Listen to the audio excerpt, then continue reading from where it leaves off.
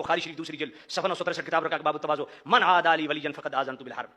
मेरे नबी ने फरमाया जो मेरे किसी एक वली के मुतालिक दिल मैला रखता है, अल्लाह फरमाता है मैं उसके खिलाफ ऐलान जंग करता हूँ। तो बदबख्तो ये बात तो तुम भी तस्लीम करते हो, कायनात के सारे वली गौस कुतुब अब्दाल इकट्ठे हो जाएं, एक सहाबी की गर्द को नहीं पहुंच सकते। जो एक वली के मुतालिक दिल मैला रखे, अल्लाह फरमाता है मैं उसके खिलाफ ऐलान जंग करता हूँ। तो जहां सारों की विलायत जिनके कदमों की धूल है, उस सहाबी के मुतालिक तू बक करता है, तू बच जाएगा? अल्लाह ईमान सलब कर लेता है ऐसे बदबख्तों के। बुखारी शरीफ किताबुल फितन दूसरी जिल्द और हदीस नंबर 7083 हज़रत अबू बकर रज़ियल्लाहु ताला अन्हु रावी हैं, जंग सिफ़ीन लगी हुई है। हज़रत अहनफ बिन कैस तलवार उठा के मौला अली का साथ देने के लिए जा रहे हैं। हज़रत अबू बकर रास्ते में मिल गए, उन्होंने कहा नहीं, न मौला अली का साथ दे न मीर मुआविया का साथ दे। क्यों? कहा मैंने रसूलुल्लाह से हदीस सुनी है। मैंने कहा बेटा पढ़, ये बुखारी शरीफ की हदीस है, 7083 नंबर है। मेरे नबी ने फरमाया इज़ा तवाज अल मुस्लिमान बिसैफिहिमा फकिलाहुमा मिन अहलिन नार। मेरे नबी ने फरमाया जब दो मुसलमान आमने सामने तलवार उठा लेंगे, कातिल भी जहन्नमी है, मकतूल भी जहन्नमी है। अब ये ऐसे बदबख्त और ऐसे लानती हैं, ये हम पे सवाल कर देते हैं, अल्लाह बिल्लाह जी अस्तगफिरुल्लाह अस्तगफिरुल्लाह, ये मौला अली को जहन्नमी समझता है। मैंने कहा बेटा मैं बुखारी शरीफ पढ़ रहा हूँ, मैंने कहा बेटा मैं बुखारी शरीफ पढ़ रहा हूँ, मैंने कहा बेटा मैं बुखारी शरीफ पढ़ रहा हूँ। मुझे बता हजरत अबू बकर सहाबी रसूल कि यही अकीदा था जो तू बक कर रहा है? क्या इस हदीस की बुनियाद पे अल्लाह बिल्लाह अस्तगफिरुल्लाह सुम्मा अस्तगफिरुल्लाह कुफर नकले कुफर कुफर नबाशद, कोई बदबख्त मौला अली या मीर मुआविया को इसकी बुनियाद पे जहन्नमी कह सकता है? हरगिज़ नहीं कह सकता। असल इस हदीस से जो पॉइंट मिलता है ना, वो ये बयान करें, सारे फसाद की जड़ खत्म हो जाए। अहनफ बिन कैस बैठ गए। अब इस बुखारी शरीफ की जो हदीस है ना, इसी हदीस रसूल की बुनियाद पे इसी को नस बना के 10,000 सहाबा वो हैं जिन्होंने ना मौला अली का साथ दिया ना मीर मुआविया का साथ दिया।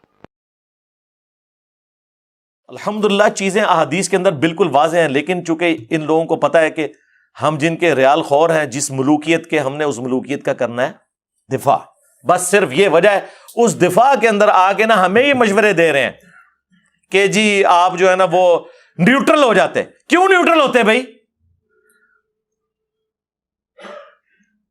किस दलील की बिना पर? बुखारी और मुस्लिम दोनों में हदीस है, फितनों के दौर में जमातुल मुस्लिमीन और उनके अमीर को लाजिम पकड़ लेना। तो क्या हजरत अली उस फितने के दौर में मुसलमानों की जमात के अमीर नहीं थे? फिर मुस्लिम की हदीस के जब एक खलीफा की बैत हो जाए, जो कोई खिलाफ खड़ा हो उसे कत्ल कर दो। इसी के तहत जंग सिफीन लड़ी थी मौला अली ने। तो क्या मौला अली का साथ ना देते? फिर मुस्लिम की हदीस के जो वक्त के अमीर के बगैर, इमाम के बगैर, उसकी बैत के बगैर, उसे पहचाने बगैर मरा, वो जाहलियत की मौत मरा। हम जाहिल मर जाते।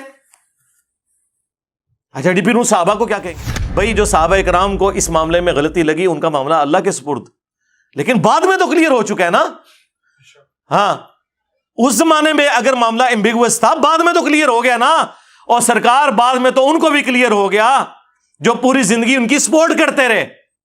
जी, अब्दुल्ला इब्ने उमर को कत्ल इब्न उमैया ने करवाया, सही बुखारी में मौजूद है। हज्जाज इब्ने यूसुफ ने पांव में जहर आलूद नेजा मरवा दिया था। ये अब्दुल्ला बिन उमर के ऊपर खड़े हुए थे जी। अब्दुल्ला बिन उमर जो है ना न्यूट्रल रहे हैं। सरकार अब्दुल्ला बिन उमर न्यूट्रल रहे हैं उस वक्त तक जब तक कि उन्हें हाथ नहीं लगे। उठाएं अल मौजमुल कबीर तबरानी, उसी रेफरेंस से मजमू ज़वायद के अंदर हदीस मौजूद है। अल मुस्तदरक लिल हाकिम के अंदर मौजूद है कि हजरत अब्दुल्ला बिन उमर अपने आखिरी दिनों में कहते थे, मुझे पूरी जिंदगी किसी नेक अमाल के एतबार से कोई गम नहीं कि मुझसे कभी कोई छूटा हो, सवाए एक चीज के कि मैंने अली इब्ने अबी तालिब के साथ मिलकर फियातुल बागिया के खिलाफ किताल क्यों नहीं किया। जो बात मौला अली के साथियों को उनकी जिंदगी में समझ आ गई थी, अब्दुल्ला बिन उमर को वही बात 34 ईयर्स के बाद जब बनु उमैया ने उन्हें कत्ल करवाने की कोशिश की और वो शहीद हुए उसी के अंदर, उनको समझ आ गई। बाद में तो अफसोस करते थे। इसी पे तो मैंने बोला था ना कि अब्दुल्ला इब्ने उमर जैसा है ही कोई नहीं। तो अडे न्यूट्रल थे, शाह ही कोई नहीं। अब कोई भी न्यूट्रल बड़े से बड़ा ले आए, अब्दुल्ला बिन उमर से बड़ा होगा, उन्हें तो समझ आ गई ना। और दूसरा ये एक साहबी के ऊपर खड़े हुए थे जी, वो अबू बकरा।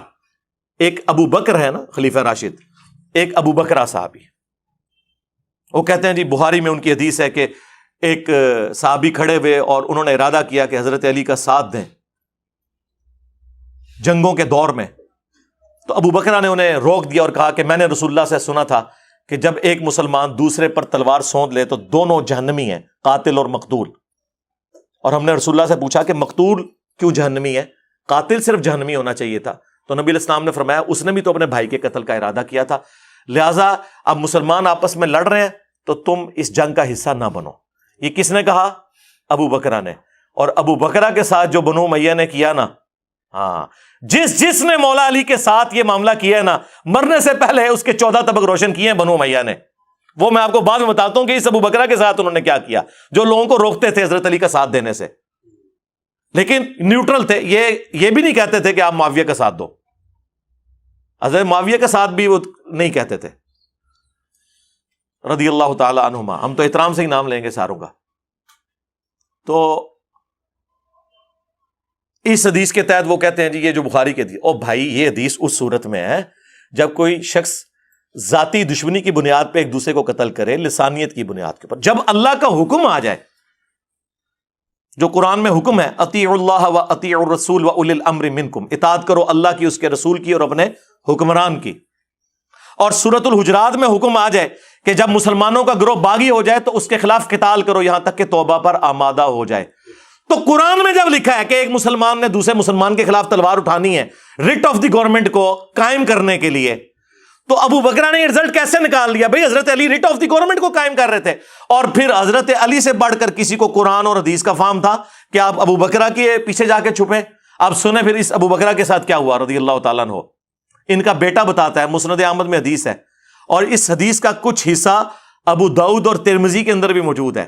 اس میں بس اتنا ہی ہے کہ ابو بکرہ رضی اللہ تعالیٰ عنہ کہتے ہیں کہ، لیکن اس حدیث کا جو شان ارشاد ہے وہ بعد میں آئے گا مسند احمد میں. پہلے میں یہ حدیث میں نے اپنے پمفلٹ میں بھی ڈالی ہوئی ہے، اتنا حصہ کہ ابو بکرہ کہتے ہیں کہ نبی علیہ السلام لوگوں سے پوچھا کرتے تھے، اگر کسی کو خواب آیا ہو تو نبی علیہ السلام اس کی تعبیر ارشاد فرماتے تھے. تو ایک شخص نے آ کے عرض کیا، یا رسول اللہ میں نے خواب میں دیکھا کہ آسمان سے ایک ترازو نازل ہوئی ہے اور آپ کو اور ابو بکر کو تولا گیا اور آپ وزنی ہو گئے اس کے اوپر.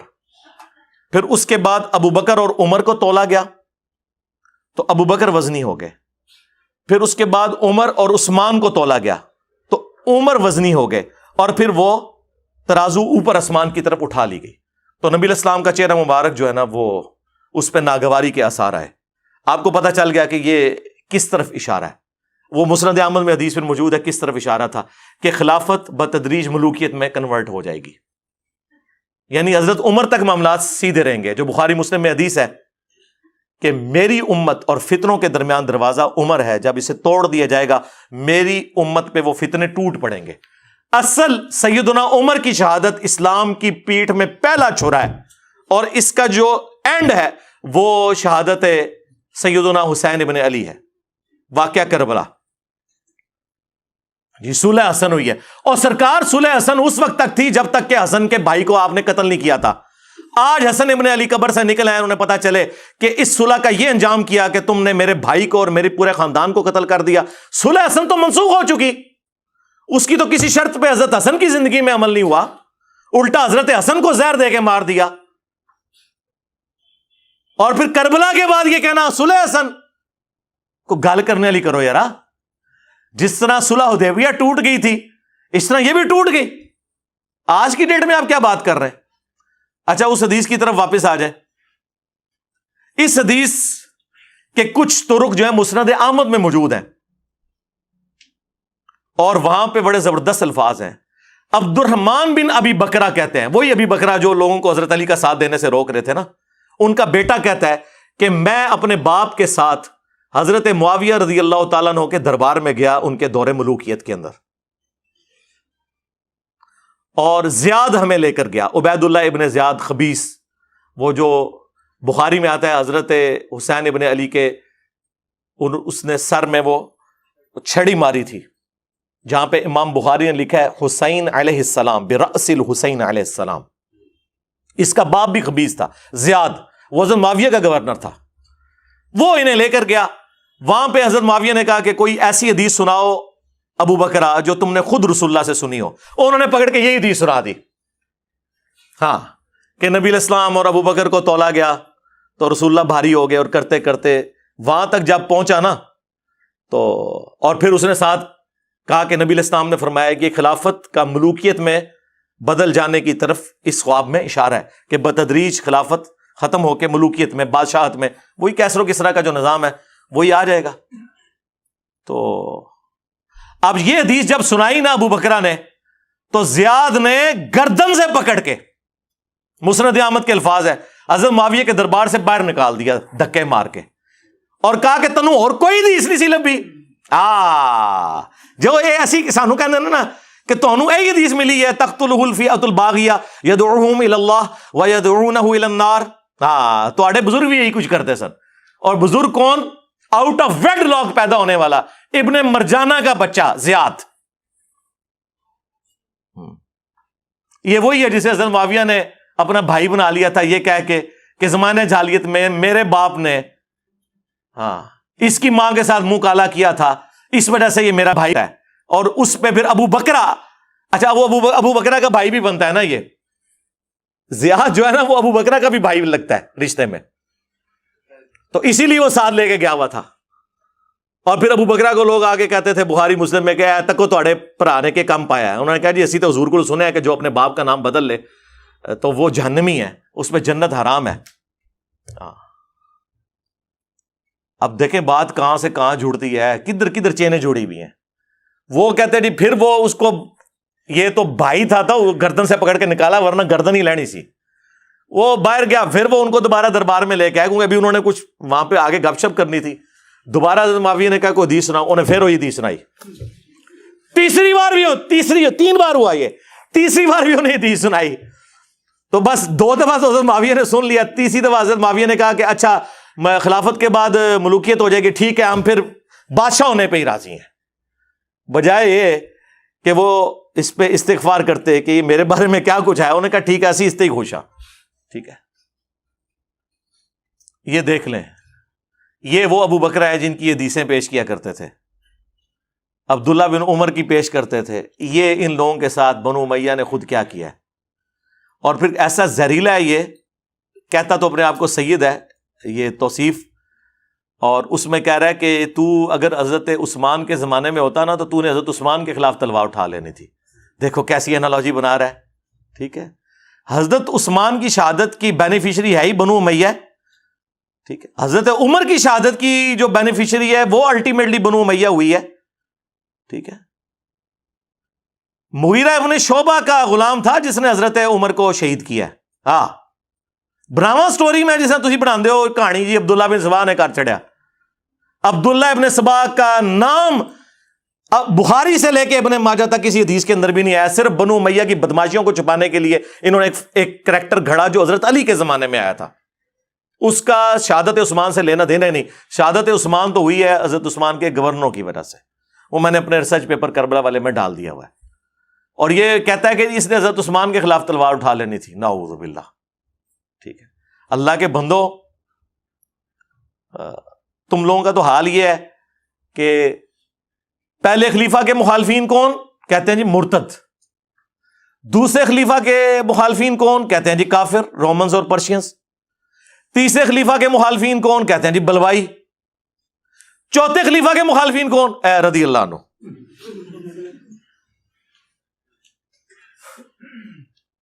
چوتھے کے ساتھ اتنی دشمنی.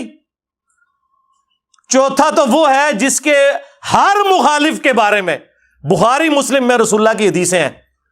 جی چوتھا وہ ہے. کبھی کوئی تھوڑا انصاف پسند ہوگا تو کہہ دے گا ان کے مخالفین خوارج بھی تھے، اور ورنہ حضرت عثمان کے مخالفین کو خارجی کہہ رہے ہوتے ہیں. حضرت عثمان کے مخالفین تو خارجی ہے ہی نہیں تھے، وہ صحابہ اور تابعین تھے. اسی لیے تو بخاری میں 695 نمبر حدیث ہے. حضرت عثمان سے جب پوچھا گیا کہ فتنوں کے امام کا قبضہ ہے مسجد نبوی پہ، ہم ان کے پیچھے نمازیں پڑھیں، انہوں نے کہا نماز ایک مسلمانوں میں نیکی کا کام ہے، ان کا ساتھ دو. حضرت عثمان کو نہیں پتا تھا کہ یہ عبداللہ ابن سبا کی اولاد ہے جو نماز پڑھا رہی ہے. کہانیاں بنائی ہوئی ہیں، یہ بخاری شریف میں لکھا ہوا ہے. عبداللہ بن سبا ان کی تاریخ میں لکھا ہوا ہے. جعلی روایتیں اکٹھی کی ہوئی ہیں. ہاں حضرت علی کے زمانے میں حضرت علی نے اسے خود قتل کروایا کیونکہ وہ حضرت علی کے لیے الوہیت کا عقیدہ رکھتا تھا. وہ انہوں نے ایک دفعہ ٹویٹر کے اوپر بھی آج سے 2 سال پہلے ٹرینڈ چلایا تھا کہ انجینئر صاحب کہتے ہیں میں اس زمانے میں ہوتا تو حضرت طلحہ زبیر کے اوپر تلوار اٹھا لیتا، حضرت معاویہ کے اوپر تلوار اٹھا لیتا. یار میں نے یہ بات کی تھی، میں نے تو بات کچھ اور کی تھی. جو تمہارا بھی عقیدہ ہے اس عقیدے کے اوپر تو مجھے ٹانٹ نہ کرو. میں نے یہ کہا تھا کہ خلفائے راشدین کے حق میں ہم ان کے مخالفین کے اوپر تلوار اٹھا لیتے اگر اس زمانے میں ہوتے. ذاتی تو کوئی دشمنی نہیں ہے, یہ تو ایک پیورلی علمی گفتگو ہو رہی تھی. کیا یہ لوگ اس زمانے میں ہوتے تو حضرت ابوبکر صدیق رضی اللہ تعالیٰ عنہ کے ساتھ مل کر ان کے مخالفین پر تلوار نہ اٹھاتے؟ منکرین زکات کوئی کافر تو نہیں تھے نا. حضرت عمر تو انہیں کافر نہیں سمجھتے تھے. بخاری مسلم میں ہے کہ یہ نمازیں پڑھتے ہیں, صرف زکات میں انہوں نے ایک ڈیویشن کی ہے نا. لیکن حضرت بکر نے کہا کہ جو نماز اور زکات میں فرق کرے گا میں اس کے خلاف قتال کروں گا. اور پھر ان میں سے اکثر لوگ تائب بھی ہو گئے. پیورلی علمی ڈسکشن ہو رہی تھی. اس میں یہ بات کر رہا تھا کہ اہل سنت کا منہج یہ ہے کہ خلفائے راشدین کے ساتھ کھڑے ہونا ہے ان کے مخالفین کے خلاف, اور خلفائے راشدین کا ساتھ دینا ہے. اور ظاہر ہے اس میں جب جنگ ہوگی تو آپ تلوار بھی اٹھائیں گے. اس میں کون سی گستاخی والا معاملہ ہو گیا؟ اس کا مطلب ہے کہ کیا حضرت علی رضی اللہ تعالیٰ عنہ گستاخی کر رہے تھے حضرت معاویہ کے خلاف تلوار اٹھا کر؟ اپنی عقل بھی استعمال کرتے ہو کہ نہیں؟ تم نے ہمیں بتایا تھا, جامعہ ترمذی میں ابو داؤد میں حدیث ہے, تم میرے بعد بہت اختلاف دیکھو گے, دین میں نئی نئی بدعتوں سے بچنا, میری اور میرے خلفائے راشدین کی سنت کو داڑوں سے پکڑ لینا مضبوطی کے ساتھ. علیکم بسنتی وسنت الخلفاء الراشدین المہدیین. نبی اسلام کہہ رہے ہیں جب اختلاف ہونا تو خلفائے راشدین کا ساتھ دینا. تم نبی سے ٹکر لے رہے ہو. خلفائے راشدین کون ہے؟ وہ بھی ابو داؤد اور ترمذی میں موجود ہے. حضرت سفینہ جو رسول اللہ کے آزاد کردہ غلام ہے صلی اللہ علیہ وآلہ وسلم, انہوں نے حدیث روایت کی ہے کہ نبی الاسلام نے فرمایا میرے بعد خلافت اعلی منہاج النبوہ 30 سال تک رہے گی. اور پھر انہوں نے فرمایا بیٹا گن, ابو بکر کے 2 سال, عمر کے 10 سال, عثمان کے 12 سال اور علی کے 6 سال, اور 6 میں بھی 5.5 سال حضرت علی کے ہیں اور 5-6 مہینے سیدنا حسن ابن علی کے ہیں. تو بیٹا کہتا ہے کہ یہ بنو امیہ کے لوگ, بنو زرقا, تو علی علیہ السلام کو خلیفہ ہی نہیں مانتے. امام ابو داؤد نے لکھا علی علیہ السلام, اور یہ بھی لکھ دیا کہ یہ خلیفہ نہیں مانتے. یہ کہتے نہیں قصاص عثمان تھا, قصاص عثمان تھا تو خلیفہ تو مانتے نا. تو حضرت سفینہ نے فرمایا بنو زرقا, بنو امیہ کے بارے میں کہ یہ وہ بدبودار چیز ہے جو ان کے منہ سے نکل رہی ہے, جو حضرت علی کو خلیفہ نہیں مان رہے, جہاں سے یہ ہوا خارج کرتے ہیں. حق تو یہ ہے کہ ان کی اپنی حکومت شریر ترین بادشاہت ہے. کس کی؟ بنو امیہ کی حکومت. اور مسند احمد میں تو حدیث ہے خلافت اعلی منہاج النبوہ کے بعد کاٹ کھانے والی ملوکیت آ جائے گی, یعنی اپنے مخالفین کو وہ کاٹے گی. یہ کہتے نہیں یہ تو یزید اور اس کے بعد کے دور کی بات ہے. اب تو خیر یزید سے اس لیے دستبردار ہوئے ہیں کہ ان کو مامو بچاؤ مہم کے اوپر کام کرنا پڑ گیا, ورنہ یزید سے دستبردار نہیں ہوتے تھے. ہم بھی دستبردار ہو گئے یزید سے. ہم کہتے ہیں پیچھے ٹورو, یزید والا معاملہ چھوڑ دو, وہ چھوٹی چیز ہے. نبی الاسلام نے کہا کاٹ کھانے والی ملوکیت. اور یہی حدیث مسند ابی داؤد الطیالسی میں موجود ہے, مصنف ابن ابی شیبہ میں موجود ہے. اس میں پھر وہ آگے سے تابعی پوچھتا ہے کہ اگر خلفائے راشدین یہ 4 ہیں, خلافت 30 سال ہے, تو حضرت معاویہ کیا ہیں؟ تو انہوں نے کہا وہ مسلمانوں کے بادشاہوں میں سے پہلے بادشاہ ہیں. یہ مسند ابی داؤد طیالسی میں اسی سند پہ حدیث آگے یہ الفاظ ہے. اور مصنف ابن ابی شیبہ میں ہے کہ یہ سخت گیر بادشاہ ہیں, اور ان کا پہلا بادشاہ معاویہ ابن ابی سفیان ہے. یعنی یزید کو پہلا بادشاہ نہیں کہا انہوں نے, حضرت معاویہ کو کہا رضی اللہ تعالیٰ عنہ. ہم تو احترام سے ہی نام لیں گے, صحابیت اپنی جگہ. تو میں نے یہ بات کی تھی کہ ہم خلفائے راشدین کے ساتھ مل کر ان کے مخالفین کے اوپر تلوار اٹھاتے. ذاتی دشمنی نہیں, خلیفہ راشد کا حکم نہیں مانیں گے تو ہم تو گمراہ ہو جائیں گے. تو اس نے کہا جی یہ تو صحابہ کرام پہ, اور صحابہ کرام کی تو یار 3 بندیاں نو صحابہ کرام بناتا جے. 3 بندوں کا مسئلہ ہے. حضرت طلحہ, زبیر, عائشہ رضی اللہ عنہم اجمعین وعلیہم السلام اجمعین نے تو توبہ کر لی اپنے اس عمل سے. حضرت علی نے انہیں معاف بھی کر دیا. مسئلہ تو 3 بندوں کا ہے, حضرت معاویہ کا, عمرو بن عاص کا, مغیرہ ابن شعبہ کا رضی اللہ عنہم اجمعین.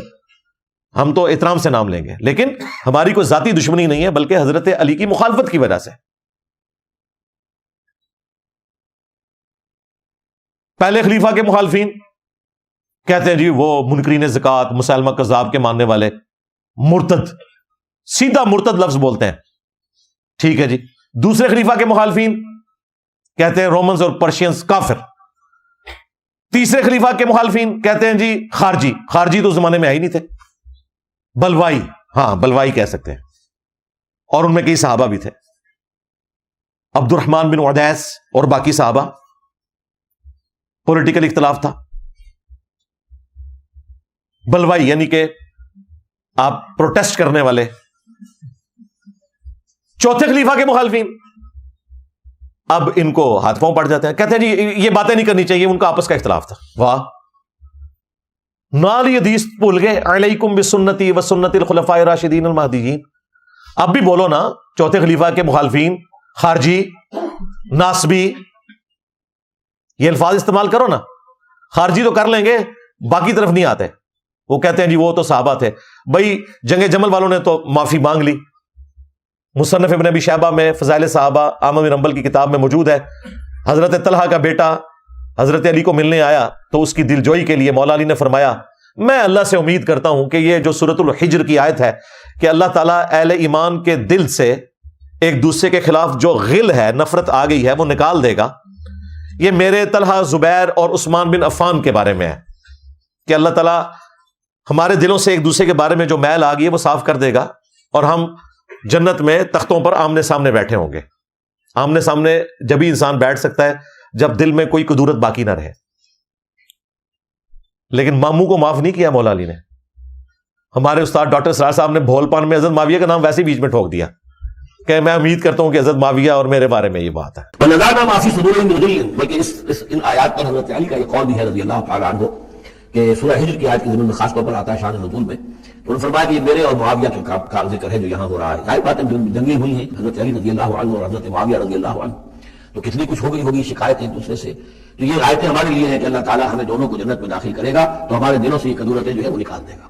نہ ڈاکٹر صاحب تمہیں پتہ ہی نہیں، تسی دیوبندیاں دے ٹائی چڑھے رہے ہو پوری زندگی. ماموں کے بارے میں تو اسی مصنف ابن ابی شیبہ میں موجود ہے کہ مولا علی نے قنوت نازلہ پڑھی، اللہم علیک بمعاویہ و اشیاعہ، اے اللہ معاویہ اور اس کے شیعہ کو برباد کر. انہوں نے اردو میں ترجمہ کیا ہے اے اللہ معاویہ اور اس کے شیعہ کو سنبھال لے. دیکھو ذرا، ایسا لفظ کہ بچ جائیں فتوے سے، یعنی تو ان کو سنبھال لے. یہ جب یہودیوں پہ پڑھ رہے ہوتے ہو اللہم علیک بالیہود، تو یہ کہتے ہو کہ اے اللہ یہودیوں کو سنبھال لے. سیم الفاظ ہے اللہم علیک بمعاویہ. سنبھال سے مراد اگر کرنا بھی ہے تو یہ ہے کہ انہوں نے لپیٹا مار، تباہ و برباد کر. یہ وہ والا سنبھالنا ہے. لو سنو، میں بھی استعمال کرتا ہوں نا، یہ لو میری دلیل سنبھالو. قنوت نازلہ پڑی ہوئی ہے اور اسی مصنف ابن ابی شیبہ میں موجود ہے. مولا علی سے پوچھا گیا کہ جو آپ کے مخالفین ہیں یہ صفین میں آئے تھے، ان کے بارے میں آپ کیا کہتے ہیں؟ تو مولا علی نے کہا میں اللہ سے امید کرتا ہوں کہ اللہ تعالیٰ انہیں بھی معاف کر دے گا.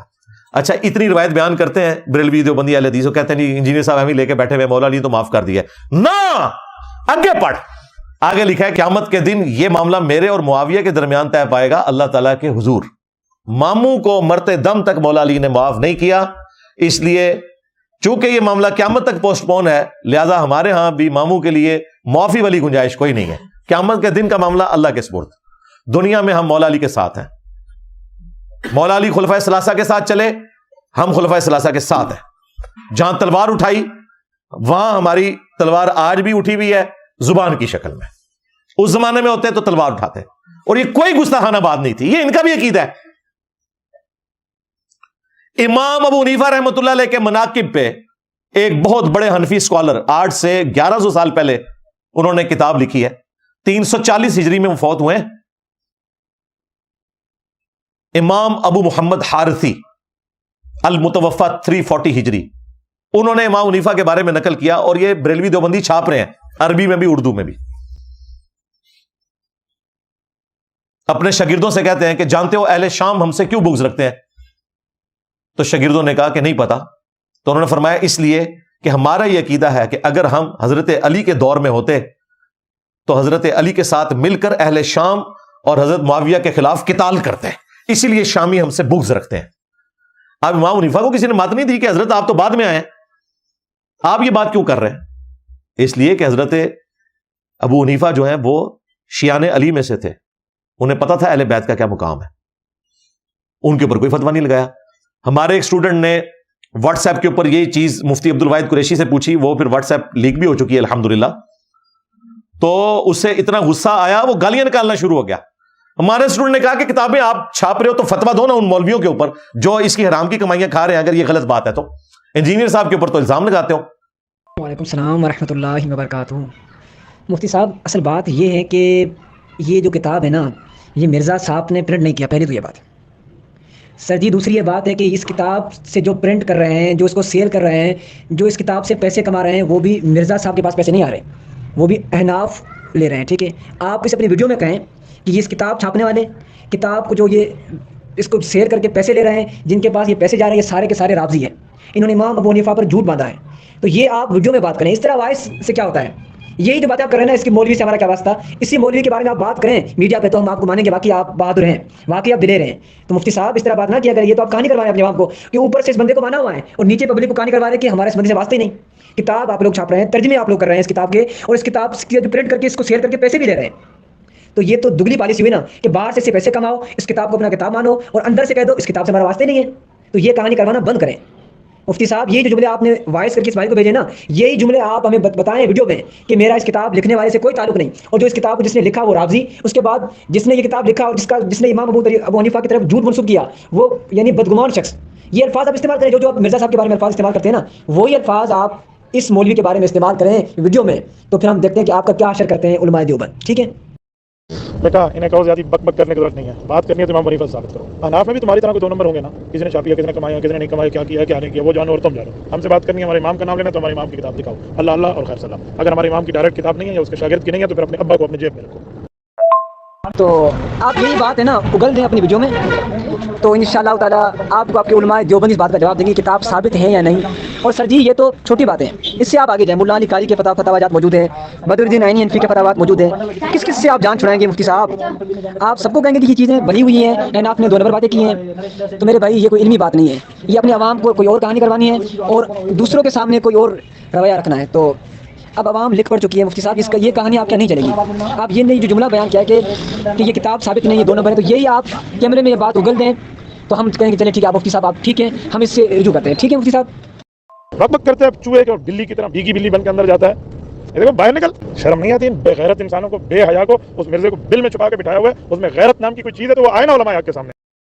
تو یہ ان کا طریقہ واردات ہے، صرف مجھے ورنیبل کرنے کی کوشش کرتے ہیں، لیکن آپ کو پتا ہے میں نے تو علمی دلائل کے اندر مقابلہ کرنا ہے اور بالکل کسی کو کوئی کلین چیٹ نہیں دینی، جو زیادتی کرے گا وہ جواب لے گا اور نقد لے گا، ادھار نہیں ہے۔ ہاں میں نے آخرت کے دن کے لیے نہیں رکھی ہوئی یہ چیزیں، یہ دنیا میں ہی طے کروں گا آپ کے ساتھ انشاءاللہ تعالیٰ، کیونکہ آج تو ہم ڈیسائیڈ کر سکتے ہیں نا کہ امت آج جو خلافت کے اوپر بات کرتے ہیں بتاتے کیوں نہیں ہے کہ خلافت توڑی کس بندے نے ہے، خلافت کی پیٹ میں چھرا کس نے گھونپا ہے۔ تحریک خلافت چلا سکتے ہیں، وہ اس لیے نہیں کریں گے کہ اللہ معافی دے آپ اپنے کار کھورا نکل آئے گا، اس لیے نہیں بات کرتے۔ اور وہ بڑے بھائی ان کے ابتسام صاحب کہتے ہیں جی انجینئر صاحب کو چاہیے کہ وہ یہ کہیں کہ میں اس زمانے میں ہوتا نا تو میں صلح کروا دیتا، تو بھی صلح کرا دیتا نا حضرت عثمان اور بلوائیاں کے درمیان، لو سامو ادھر کیوں نہیں بولتے ہو کہ صلح کروا دیتا میں حضرت ابوبکر اور منکرین زکات کے درمیان؟ کتنی ان کو بری لگے گی یہ بات، لگتی ہے نا بری، صلح کروا دیتا، صلح کروا دیتا۔ اور سورہ الحجرات میں ہے کہ مسلمانوں کا اگر کوئی گروہ باغی ہو جائے اس کے خلاف قتال کرو یہاں تک کہ وہ توبہ پر آمادہ ہو۔ قرآن بھی تمہیں ہم نے پڑھانا ہے۔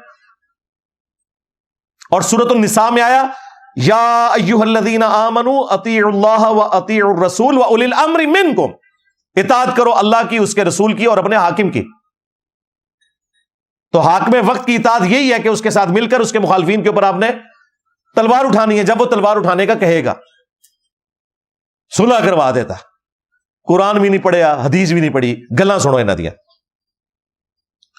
وہ جی بخاری مسلم میں حدیث ہے کہ جب دو مسلمان آپس میں لڑیں تو قاتل اور مقتول دونوں جہنمی ہیں۔ اچھا اس کا کیا مطلب ہے؟ تم یہ کہنا چاہ رہے ہو کہ حضرت علی اور ان کے مخالفین دونوں جہنم گئے؟ نعوذ باللہ،